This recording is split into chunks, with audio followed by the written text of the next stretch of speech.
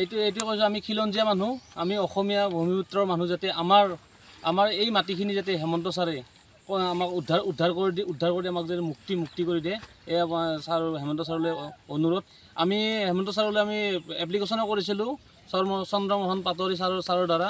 তেওঁ আমাৰ এপ্লিকেশ্যনখন পাইছিলে নে পোৱা নাই আমি এতিয়ালৈকে গম পোৱা নাই, কিন্তু ছাৰলৈ এটাই অনুৰোধ, যিয়ে নহওক এই নিউজটোৰ পৰা তেওঁ যাতে দৃষ্টিগোচৰ হয় যে আমাৰ এই মাটিখিনি, এই আমাৰ বৃহৎ চহৰ অঞ্চলটো বৰভিটা কছাৰী গাঁও বুলি কয়, এইখিনিৰ ওপৰত তেওঁ চকু ৰাখি যাতে আমাৰ মাটিখিনি যেন উদ্ধাৰ কৰি দিয়ে, এই তেওঁৰ ওচৰত আমাৰ সৰল মিনতি।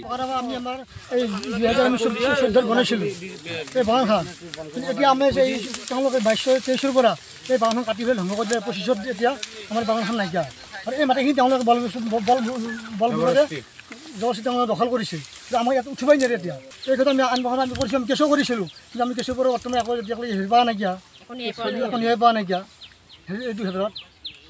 সেইকাৰণে আমি হিমন্ত ছাৰক এটাই অনুৰোধ কৰিব, যাতে আমাৰ এই বৰভিটা কছাৰী গাঁও মাটিখিনি আমাক যাতে তেওঁ উদ্ধাৰ কৰি দিয়ে, এইখিনি আমাক ক'ব লগা।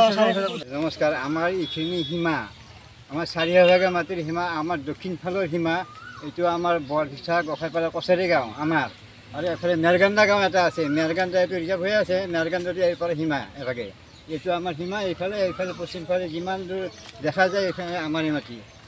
আমি সিপাৰৰ মানুহখিনি বহুত দালাল সোমাইছে, কাই কহাই কি কৰি আছে আমি পাত্তাই নাপাওঁ। কাৰোবাই শুনিব আমি গেজেগা মাটি আমি কিনিছোঁ, কাৰোবাই কয় কি আমি মাটি ৰাখছোঁ। এতিয়া আমাৰ যিখিনি নদী শুনা মানুহ, আমাৰ মানুহে গোটেইখিনি মানুহ এটা গোট খাইছোঁ আহি, আমাৰ মানে কোনো এটা মানুহৰ তাৰপৰা টকা লোৱা নাই এতিয়াও। সিহঁতে ক'ত দালাল হৈ আমাক এতিয়া সিপাৰৰ পৰাতো উচ্ছেদ কৰিয়ে আহি আছে, নদীটো দেখাই পালে এইফালে এইখিনিৰ পৰা সীমা আমাৰ 399 মাটিৰ সীমা, দক্ষিণ চাইডৰ সীমা এইটো। আৰু এখান লোকেল মানুহ আছে এটা, এখেতেও জানে ঘটনাটো এইখিনি ইয়াতো। আমি বহুত বছৰ হ'ল দেখা পাই আছোঁ মানুহবিলাক ঘূৰি আছে, আৰু মাটিটো আপোনাৰ চুইচ হোৱা মাটিও বিক্ৰী কৰি আছে। ইয়াতে মানে চৰত গ'লেও অলপ ভয় ভাবুকি দি আছে, আমি চাই আছোঁ। আমি এইটো মুখ্যমন্ত্ৰীক অনুৰোধ কৰিছোঁ যে এই মাটিখিনি যেন আমাৰ অসমীয়া মানুহৰ মাটি অসমীয়া মানুহে পাব লাগে মোৰ নিয়মত।